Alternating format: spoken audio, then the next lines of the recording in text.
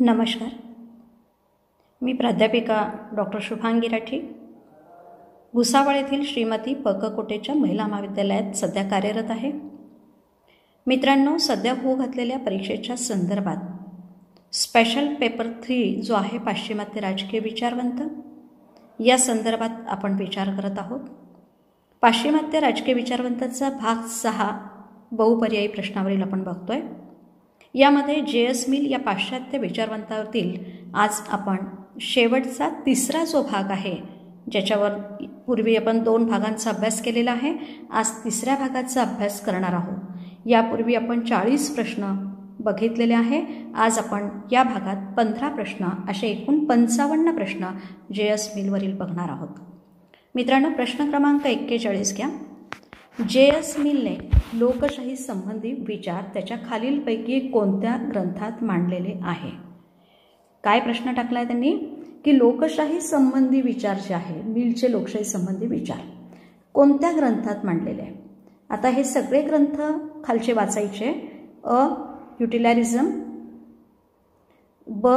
On liberty, क. Subjection of women, ड. Consideration of representative government. हे 4 पर्याय तुमच्या समोर आहेत. काय म्हणते पुन्हा? युटिलरिझम, हो बरोबर आहे, पण याच्यात उपयोगितावादी सिद्धांत आहे बेटा.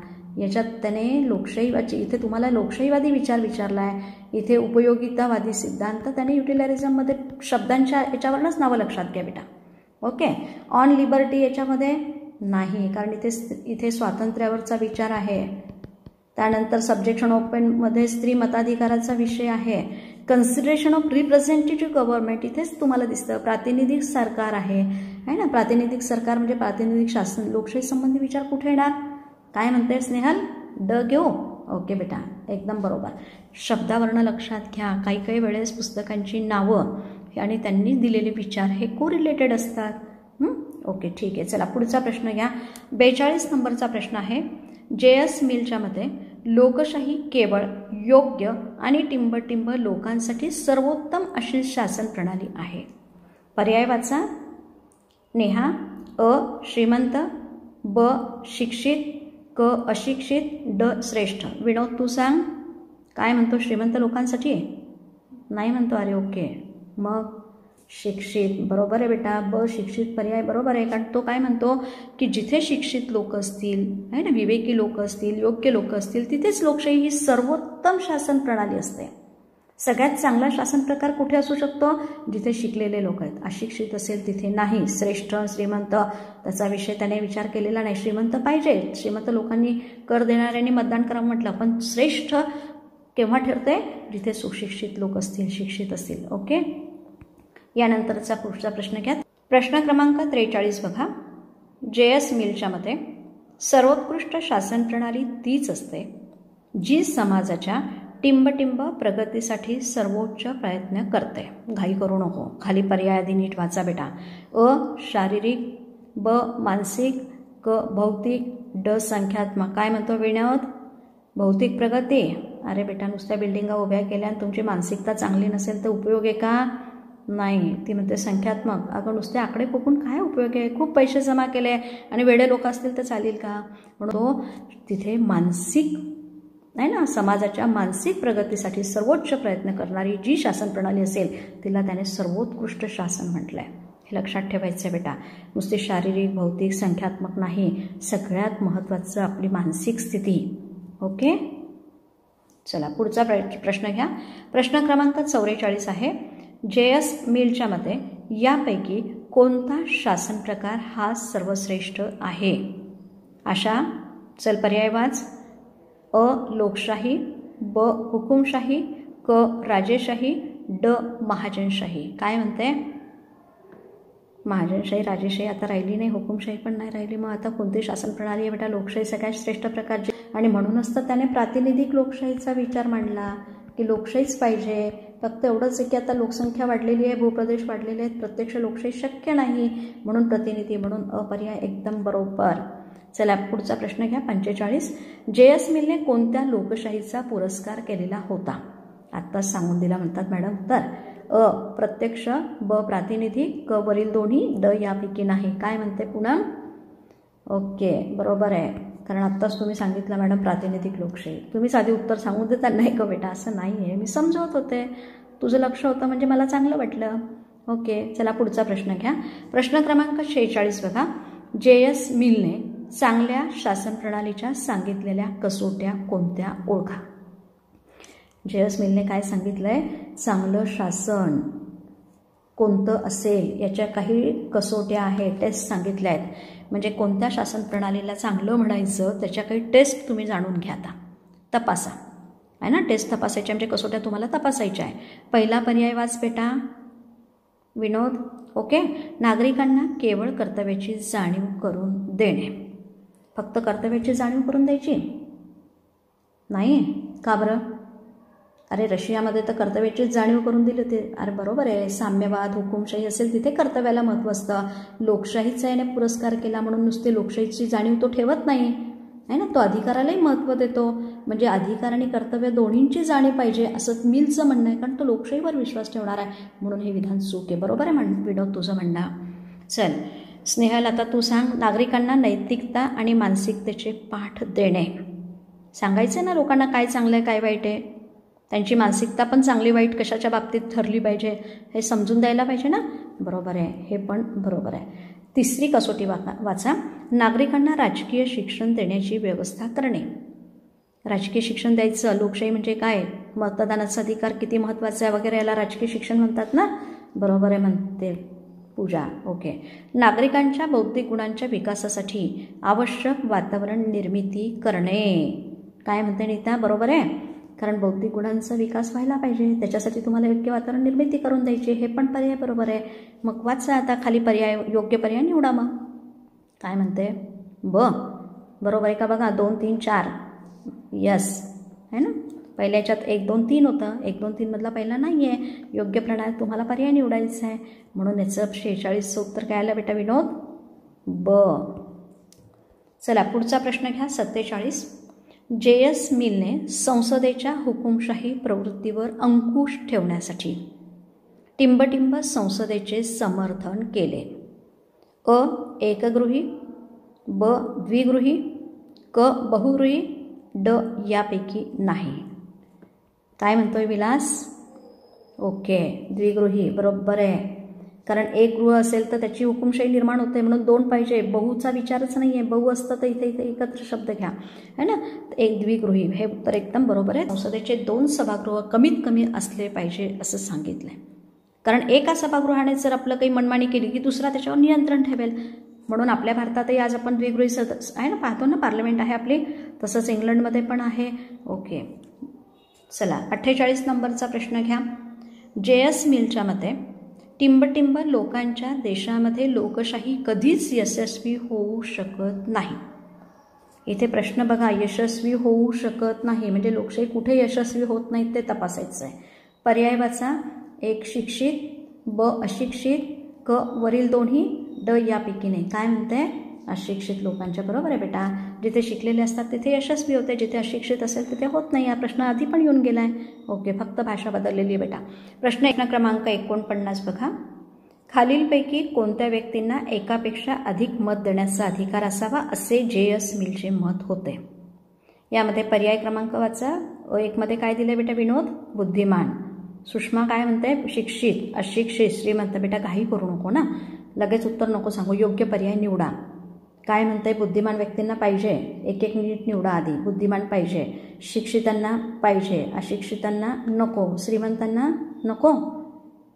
विनोद म्हणतो पाहिजे, कारण श्रीमंत व्यक्ती असतील त्यांनाच टॅक्स देणाऱ्यांना मतदान द्या असं म्हणतोय, म्हणून हे पण पाहिजे मॅडम. मग आता पर्याय निवडा. 1, 2, 3, 1, 2, 4 कुठे आहे? इथे 1, 2, 1, 2, 4 इथे 2च आहे बेटा, हे नाही आहे ना. 1, 2, 4 म्हणजे पर्याय क्रमांक कोणता आला बेटा? ब. ओके, इथे 49 मध्ये पर्याय क्रमांक ब म्हणजे पहिला, दुसरा आणि चौथा. म्हणून विनोद 49चा काय पर्याय काढला उत्तर? ब. Okay, JS. मिलने टिंबटिंब मतदानाला विरोध केला होता. पर्याय नीट वाचा बेटा. अ. गुप्त, ब. खुले, क. वरील दोन्ही, ड. यापैकी नाही. काय म्हणते? गुप्त मतदानाला विरोध केला होता, खुल्या मतदानाला विरोध. बेटा गुप्त मतदानाला त्याने विरोध केला होता. बरोबर आहे. त्याचं म्हणणं आहे की मतदान हे एक पवित्र कार्य आहे आणि जे पवित्र कार्य असतं ना ते खुलं झालं पाहिजे, सगळ्यांसमोर ओपनली झालं पाहिजे, गुप्त नको. आणि म्हणून त्याने आपल्याकडे जी गुप्त मतदान पद्धती आहे त्याला विरोध केलेला होता. इंग्लंडमध्येही तेव्हा गुप्त मतदान पद्धती होती, त्याला विरोध केला त्याने. आता 51 नंबर घ्या. 51मध्ये जे.एस. मिलने स्त्री मताधिकारासंबंधित असलेले विचार खालीलपैकी कोणत्या ग्रंथात मांडलेले आहेत? खालची ग्रंथांची नावं वाचा. स्त्री मताधिकार, आता स्त्रियांच्या मताधिकाराचा म्हटला तर स्त्रियांशी संबंधित ग्रंथ येणार असं म्हणते पूजा. ओके, वाच. ॲटोबायोग्राफी, याच्यात नाही येऊ शकत, आत्मचरित्र आहे म्हणे. ऑन लिबर्टी, स्वातंत्र्यावर आहे. सब्जेक्शन ऑफ वुमेन म्हणते, बरोबर आहे.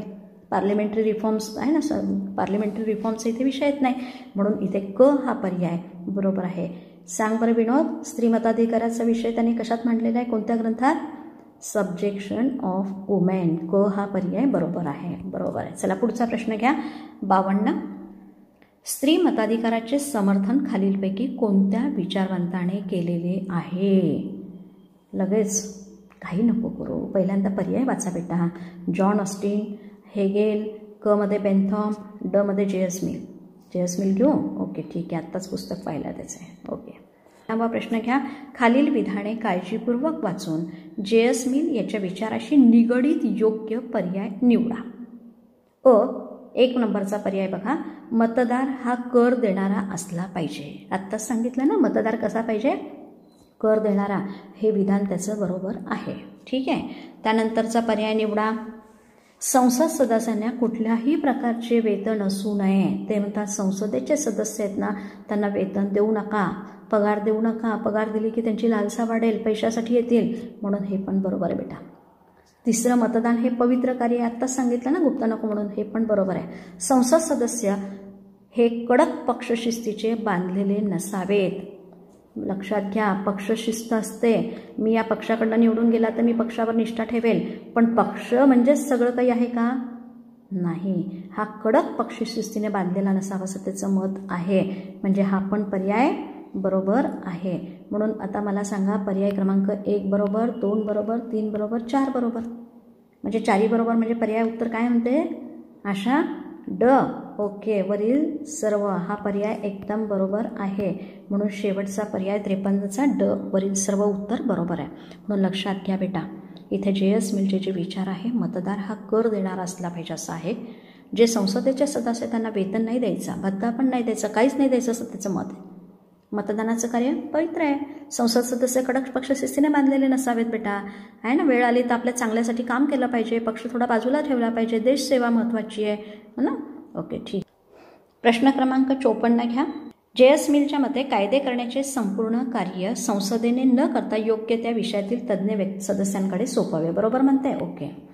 2रा पर्याय आहे, प्रशासकीय कार्य संसद सदस्यांनी न करता त्यासाठी कायम स्वरूपाचा नोकरवर्ग नेमावा. बरोबर म्हणते, कारण प्रशासकीय नोकरवर्ग सचिव वगैरे काम पाहतात ना आपल्याकडे. बरोबर आहे. हे पण पर्याय.